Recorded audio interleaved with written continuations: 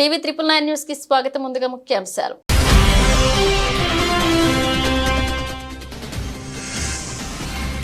BJP పాలిత రాష్ట్రాల సీఎంలతో సమావేశమైన ప్రధాని. ఆయా రాష్ట్రాల్లో అమలవుతున్న పథకాల గురించి అడిగి తెలుసుకున్న మోదీ.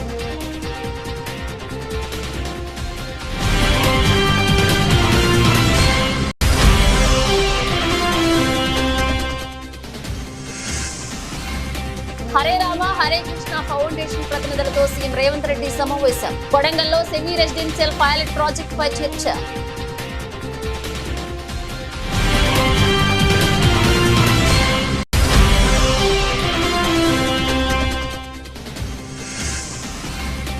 పెదపూడి సామాజిక ఆసుపత్రిని ఆకస్మికంగా తనిఖీ చేసిన అనపర్తి ఎమ్మెల్యే. ప్రజలకు అందుతున్న వైద్య సేవలను అడిగి తెలుసుకున్న నల్లమల్లి రామకృష్ణారెడ్డి.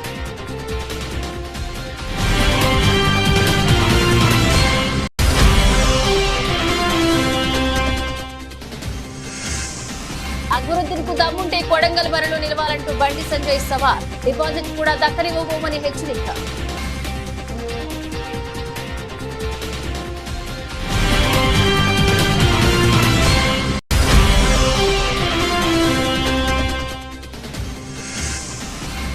ఓటమి కోరల్లోంచి గెలుపు బాటలోకి. శ్రీలంకపై టీమిండియా అద్భుత విజయం. 43 పరుగుల తేడాతో టీమిండియా విక్టరీ.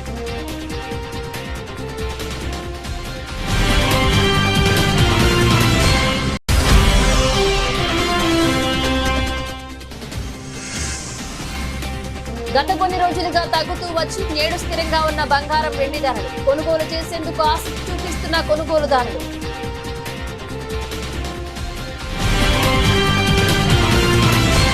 సార్వత్రిక ఎన్నికల తర్వాత బీజేపీ పాలిత రాష్ట్రాల సీఎంలతో ప్రధాని మంత్రి నరేంద్ర మోదీ ఢిల్లీలోని బీజేపీ ప్రధాన కార్యాలయంలో సమావేశమయ్యారు.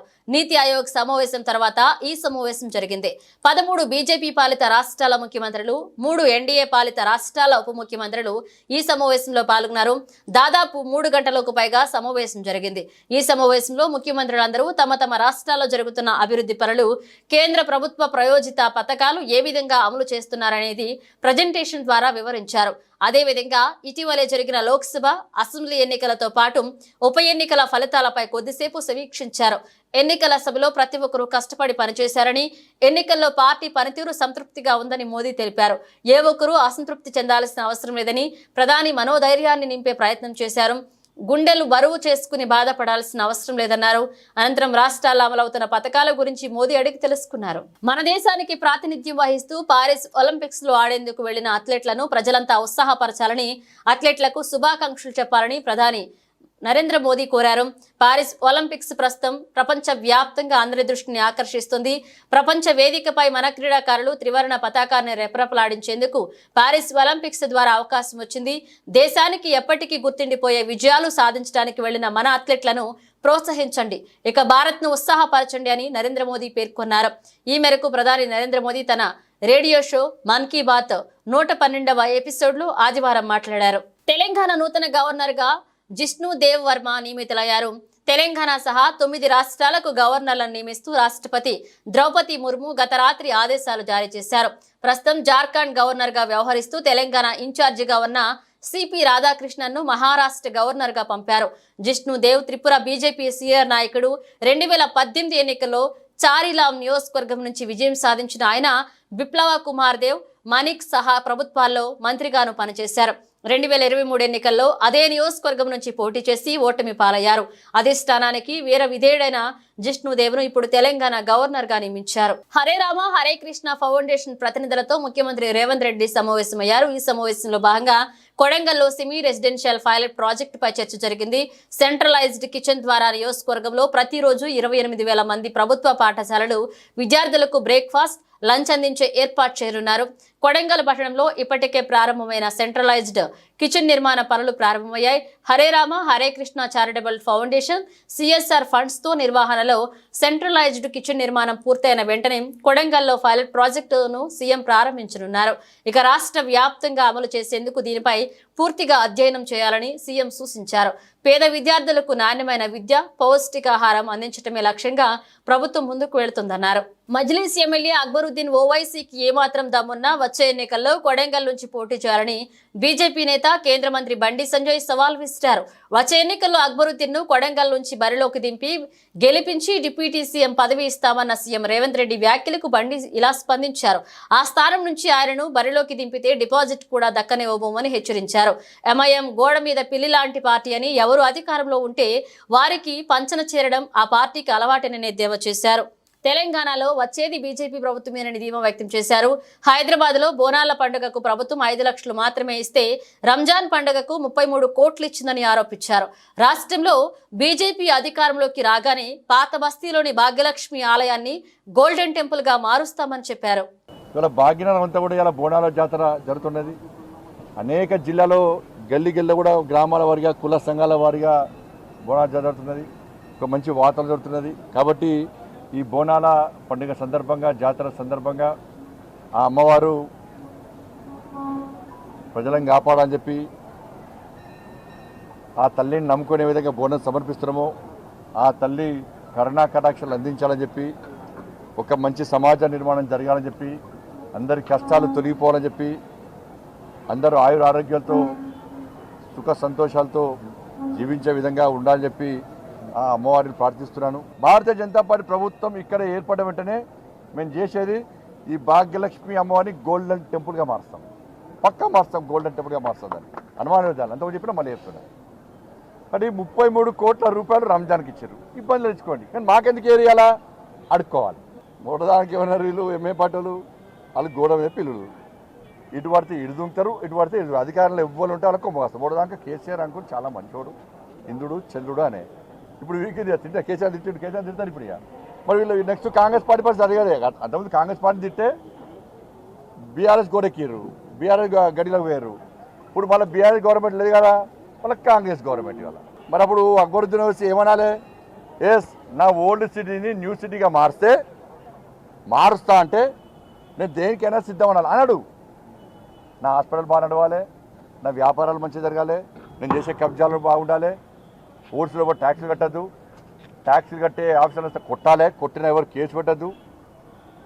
15 నిమిషాలు సమయం ఇస్తే హిందువులను నరికి చంపుతా అన్నటువంటి వ్యక్తిని తీసుకొచ్చి కొడంగల్లో పోటీ చేయిస్తా అంటే గెలుపు మీద అనేది చాలా దమ్ముంటే ఏమని చెప్పు.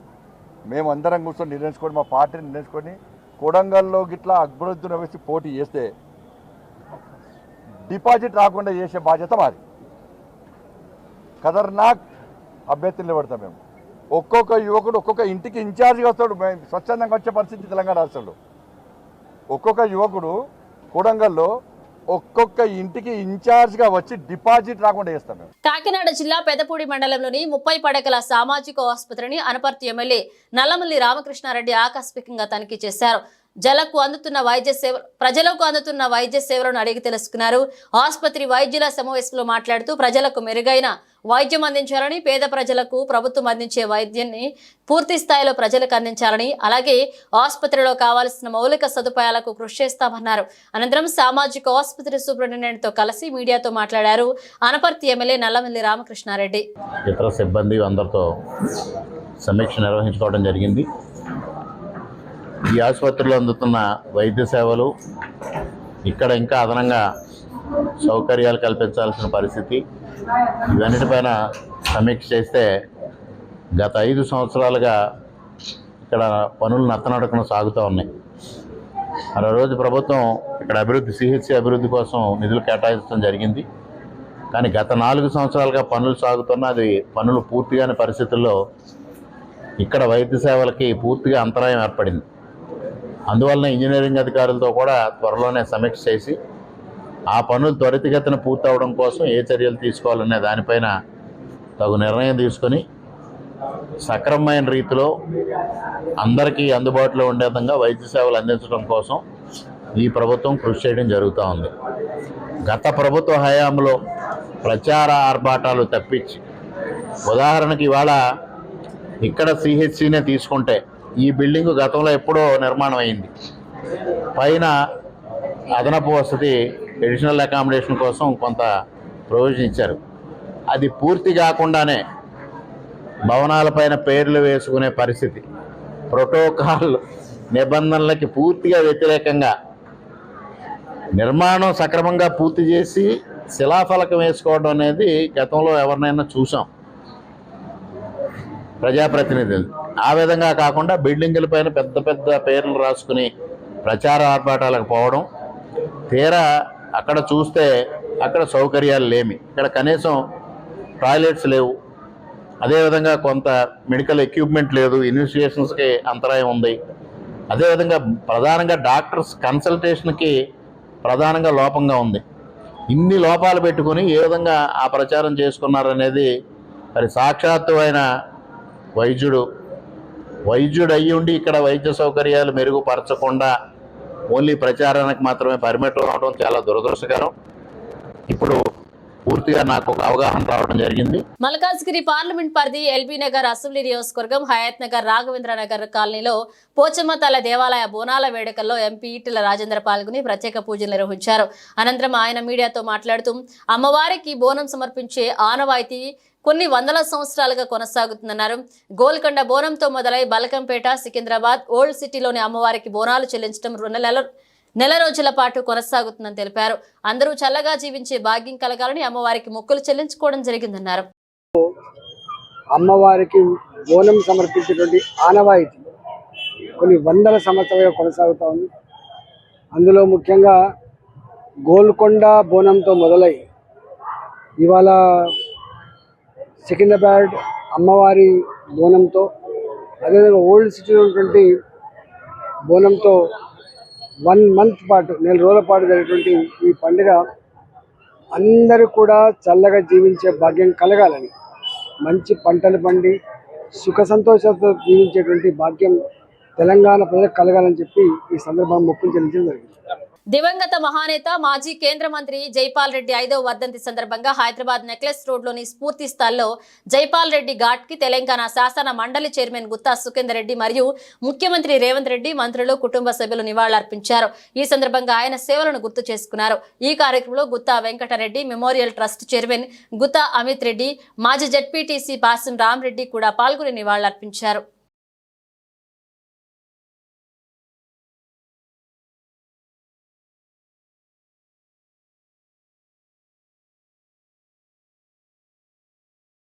భారీ వర్షాలు, వరదల కారణంగా గోదావరి ఉధృతికి బ్రిడ్జిపేట వాసులను పునరావాస కేంద్రాలకు తరలించి వారికి 3,000 రూపాయలతో పాటు బియ్యం, నిత్యావసర సరుకులు పంపిణీ చేశామని సిటీ శాసన సభ్యులు ఆదిరెడ్డి వాసు అన్నారు. ఎమ్మెల్యే ఆదిరెడ్డి వాసు ఉమా మార్కండేశ్వర స్వామి ఆలయ దగ్గరలో ఉన్న చందాసత్రం పునరావాస కేంద్రంలోని గోదావరి వరద బాధితులను బియ్యం, నిత్యావసర వస్తువులను స్థానిక నాయకులు, అధికారులతో కలిసి పంపిణీ చేశారు. ఈ సందర్భంగా ఆయన మాట్లాడుతూ గోదావరి వరద ఉధృతిని దృష్టిలో ఉంచుకుని అధికారులను అప్రమత్తం చేసి బ్రిడ్జిపేట, ఇతర లోతట్టు ప్రదేశాల్లో ఉన్న వరద బాధితులను పునరావాస కేంద్రాలు చందాసత్రం, ఆల్కాట్ గార్డెన్స్ లో వసతి సౌకర్యం కల్పించడం జరిగిందన్నారు. వరద బాధితులు ఏదైతే ఉన్నారో బ్రిడ్జ్ లంక కింద ఉంటారో వాళ్ళందరినీ కూడా రాజమండ్రి సిటీలో పునరావాస కేంద్రానికి తీసుకురావడం జరిగింది. వరద ఒక లెవెల్స్ పెరిగినప్పుడు తక్షణమే అధికారులందరినీ కూడా అప్రమత్తం చేసి వాళ్ళందరినీ కూడా కొంతమందిని చందాసత్రంలో పెట్టున్నాం, కొంతమందిని ఆల్కాట్ గార్డెన్స్లో కూడా ఒక కమ్యూనిటీ హాల్లో పెట్టున్నాం. ఆ రోజు నుంచి కూడా ఈ రోజు వరకు ఉదయం బ్రేక్ఫాస్ట్, మధ్యాహ్నం భోజనం, రాత్రి భోజనం కూడా నాణ్యమైన భోజనం అన్నీ కూడా ప్రభుత్వ తరపు నుంచి ఏర్పాటు చేయడం జరుగుతూ ఉంది. అలాగే మొన్న అసెంబ్లీలో ఇలాగా వరద ప్రభావం వల్ల ఇబ్బందులు పడిన కుటుంబానికి ప్రభుత్వం నుంచి ఆర్థిక సహాయం ఇవ్వాలన్నది మరి సభ్యులందరూ కోరగా ముఖ్యమంత్రి గారు నిర్ణయం తీసుకొని గతంలో 2,000 ఇచ్చేవారు కుటుంబానికి, దాన్ని పెంచి 3,000 రూపాయలు ఇస్తూ రేషన్ 25 కేజీల బియ్యం, కేజీ కందిపప్పు, ఒక నూనె ప్యాకెట్, బంగాళదుంపలు 1 కేజీ, ఉల్లిపాయలు 1 కేజీ, ఇవన్నీ కూడా సుమారు 2,000 రూపాయలు ఉండొచ్చు. 3,000, 2,000 కలిపి 5,000 రూపాయలు ఇబ్బంది పడిన ప్రతి కుటుంబానికి ఇచ్చే కార్యక్రమం ఈరోజు ఎన్డీఏ కూటమి తరఫున చేస్తా ఉన్నాం. ఎమ్మెల్యేగా నేను, తెలుగుదేశం, బీజేపీ, జనసేన నాయకులందరూ ఈరోజు చందాసత్రంలోని వరద బాధిత కుటుంబాలందరికీ కూడా ఆ ప్రభుత్వం నుంచి అందించే కార్యక్రమాన్ని ఇవ్వడం జరుగుతూ ఉంది. అలాగే వారికి ప్రతిసారి కూడా అలా జరిగినప్పుడు విజ్ఞప్తి చేస్తూ ఉంటాం, అక్కడి నుంచి రండి, శాశ్వత కట్టడాలు కడతా ఉన్నాం, వచ్చి అక్కడ ఉండడానికి ప్రయత్నం చేయండి. వరద వచ్చినప్పుడు మీరు ఇబ్బందులు పడి వారు కష్టపడి సంపాదించి కట్టుకున్న ఇల్లులన్నీ కూడా పోతూ ఉన్నాయి. ఆ ఇబ్బందులు లేకుండా శాశ్వత పరిష్కారం రమ్మన్నాం. కానీ వాళ్ళు గోదావరి మాత్రం నమ్ముకొని ఉన్నవారు, గోదావరి బిడ్డలు, వారికి అక్కడ ఉంటేనే వారికి తల్లికి చేరువుగా ఉండి వారికి ఆనందంగా ఉంటుంది. ములుగు జిల్లాలో గత వారం రోజులుగా విస్తారంగా వర్షాలు కురుస్తున్న నేపథ్యంలో అత్యవసర పరిస్థితిలో తప్ప ప్రజలు బయటికి రావద్దని జిల్లా కలెక్టర్ దివాకర్ టిఎస్ అన్నారు. కన్నాయిగూడెం మండలం కంతాన్పల్ల 2వ లో లెవెల్ వంతెన, గోవిందరావుపేట మండలంలోని రాఘవాపట్నం దయ్యాలవాగు వరద ప్రవాహాన్ని జిల్లా కలెక్టర్ దివాకర్ టిఎస్ పరిశీలించారు. ఈ సందర్భంగా జిల్లా కలెక్టర్ మాట్లాడుతూ గత కొన్ని రోజులుగా నిరంతరాయంగా వర్షాలు కురుస్తున్న నేపథ్యంలో అధికారులు అప్రమత్తంగా ఉంటూ ప్రజలకు ఇబ్బందులు కలగకుండా చూడాలని అధికారులను ఆదేశించారు. గత అనుభవాలను దృష్టిలో ఉంచుకుని అవసరమైతే లోతట్టు ప్రాంతాల్లో ఉన్న ప్రజలను ముందస్తుగా తరలించాలని కలెక్టర్ సూచించారు.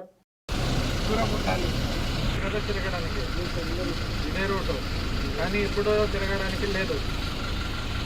మధ్యలో ఇది ఏదైనా అయిపోతే ఏమవుతుంది? అది అట్లనే యాక్సిడెంట్ అట్లనే అవుతుంది, పడిపోతాం. అందుకే కొంచెం జాగ్రత్తగా ఉండాలి. To some extent it is not very permanent. Immediately ఏం అవ్వకూడదు, స్ట్రెంథనింగ్ ఉండాలి అని మేము చేస్తున్నాం. అంతే అప్లై చేయండి.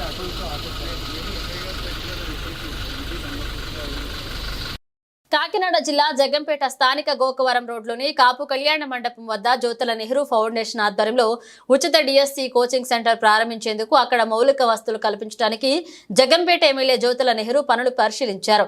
ఈ సందర్భంగా ఆయన మాట్లాడుతూ గత నెల రోజులుగా డిఎస్సి కోచింగ్ అప్లికేషన్లు 432 మంది అప్లికేషన్లు తీసుకోవడం జరిగిందని, వీరందరికీ ఆదిత్య, గోదావరి, గైట్ వంటి వాటితో పోటీ పడే విధంగా బెస్ట్ ఫ్యాకల్టీ ఇవ్వడం జరుగుతుందని, వీరందరికీ కోచింగ్ తో పాటు ఉచిత భోజన సదుపాయం కూడా ఏర్పాటు చేయడం జరిగిందని, ఇక నియోజకవర్గంలోని ఈ కోచింగ్ తీసుకున్న 170 మంది అయినా టీచర్ పోస్టులు సాధించాలని ఒక ఆకాంక్షతో ఈ కార్యక్రమాన్ని తీసుకోవడం జరిగిందని తెలిపారు. తెలుగుదేశం ప్రభుత్వం ఏర్పడ్డ తర్వాత గౌరవ ముఖ్యమంత్రి చంద్రబాబు నాయుడు గారు 5 సంతకాలు పెట్టడం జరిగింది. 5 సంతకాల్లో అతి ప్రధానమైంది, కీలకమైంది విద్యా వ్యవస్థకు సంబంధించి ఈనాడు ఏదైతే కొరతగా ఉందో టీచర్స్ యొక్క, ఉపాధ్యాయుల యొక్క కొరత, ఆ కొరతను తీర్చాలనేటటువంటి ముఖ్య ఉద్దేశంతో 16,000 పైబడి ఉపాధ్యాయుల్ని వివిధ విభాగాల్లో తీయాలని చెప్పి నిర్ణయించడం, డిఎస్సి ప్రకటించడం, దాన్ని పురస్కరించుకొని జగంపేట నియోజకవర్గంలో ఉత్తీర్ణులైనటువంటి ఉపాధ్యాయ వృత్తి కోసం ఎదురు చూస్తున్నటువంటి ఉద్యోగ అవకాశాల కోసం మా నియోజకవర్గానికి సంబంధించినటువంటి వాళ్ళందరికీ కూడా ఉచితంగా టెట్ కానీ డిఎస్ఏ కానీ సంబంధించినటువంటి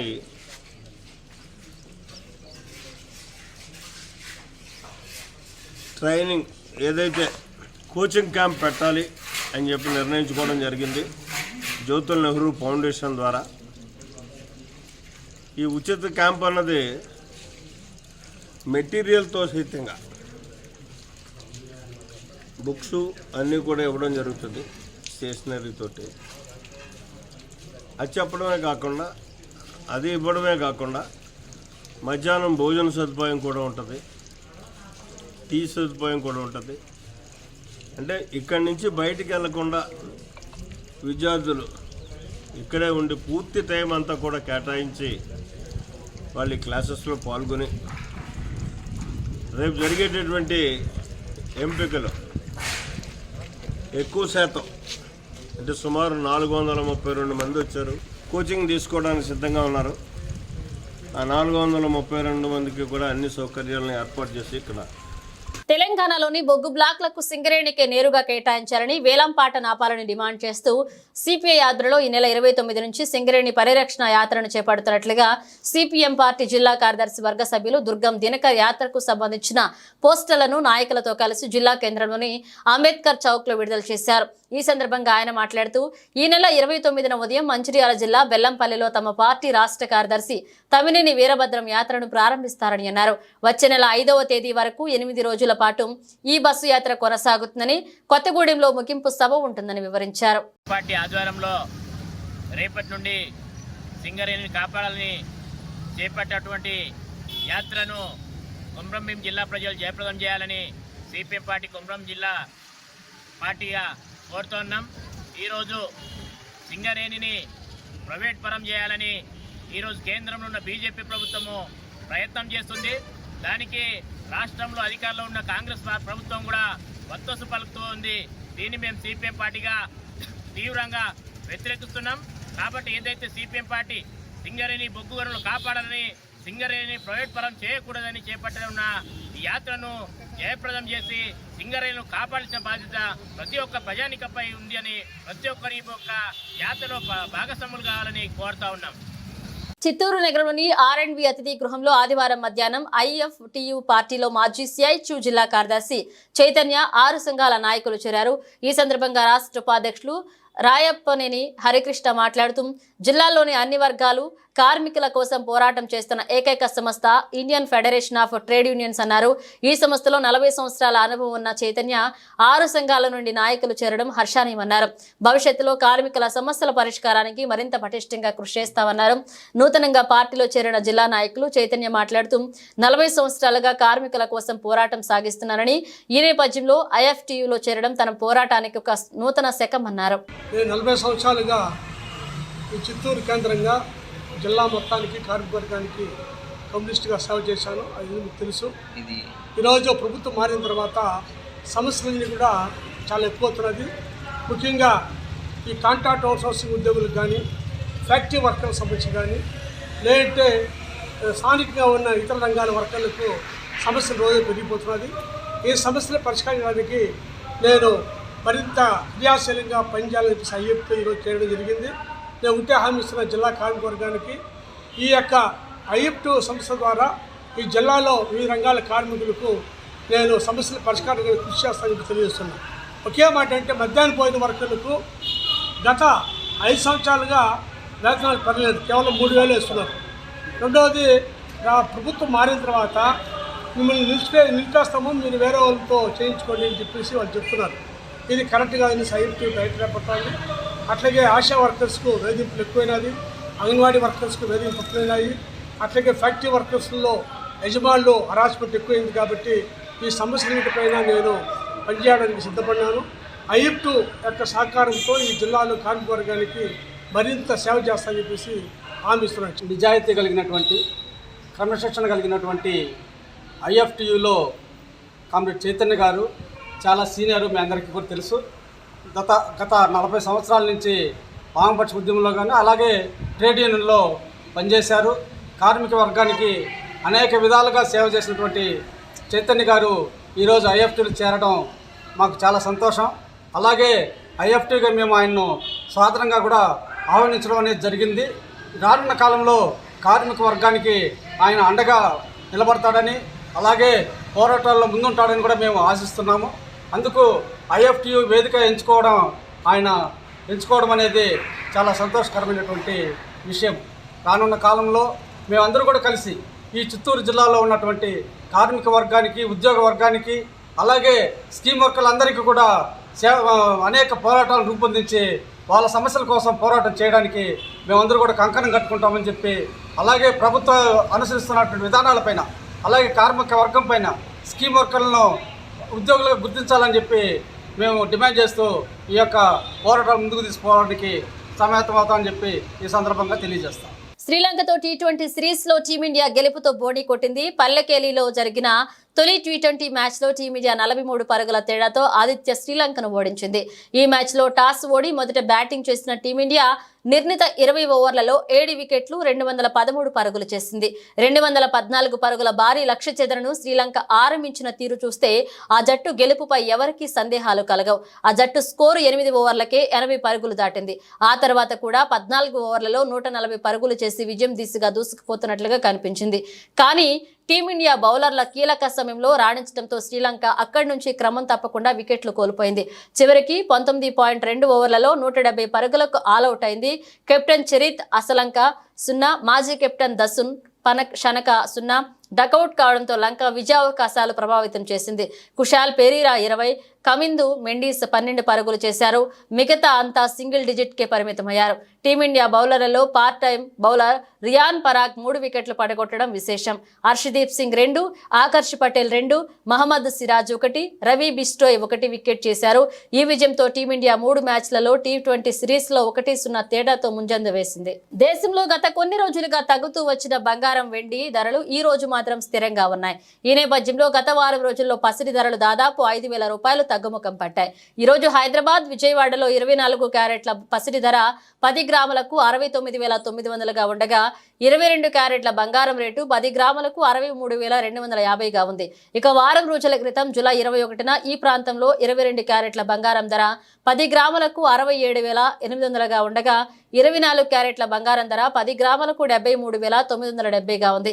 ఈ క్రమంలో 24 క్యారెట్ల గోల్డ్ రేటు వారం రోజుల్లో 4,970కి తగ్గగా 22 క్యారెట్ల పుత్తడి ధర 4,550 తగ్గింది. మరొక వైపు గత వారం రోజుల్లో వెండి ధర కిలోకు 7,000 రూపాయలు తగ్గడం విశేషం.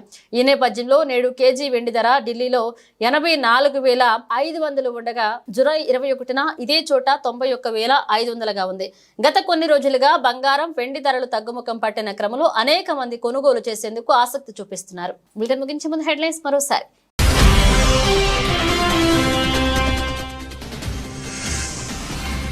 బీజేపీ పాలిత రాష్ట్రాల సీఎంలతో సమావేశమైన ప్రధాని. ఆయా రాష్ట్రాల్లో అమలవుతున్న పథకాల గురించి అడిగి తెలుసుకున్న మోదీ.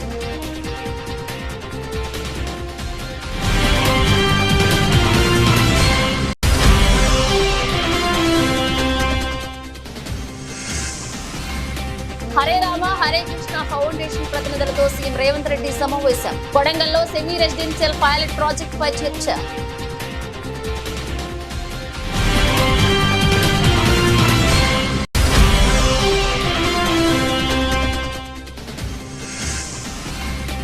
పెదపూడి సామాజిక ఆసుపత్రిని ఆకస్మికంగా తనిఖీ చేసిన అనపర్తి ఎమ్మెల్యే. ప్రజలకు అందుతున్న వైద్య సేవలను అడిగి తెలుసుకున్న నల్లమల్లి రామకృష్ణారెడ్డి.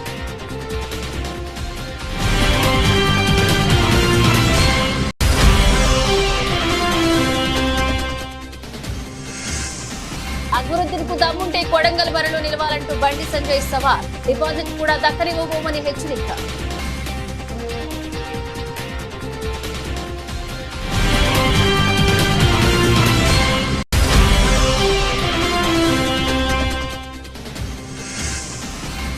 ఓటమి కోరల్లోంచి గెలుపు బాటలోకి. శ్రీలంకపై టీమిండియా అద్భుత విజయం. 43 పరుగుల తేడాతో టీమిండియా విక్టరీ.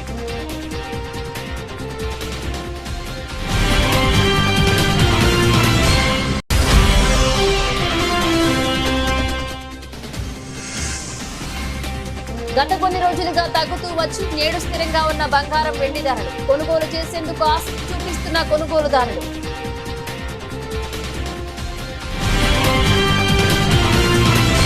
ఇవి బులెటిన్ అప్డేట్స్. మరిన్ని అప్డేట్స్ తో మళ్ళీ కలుద్దాం.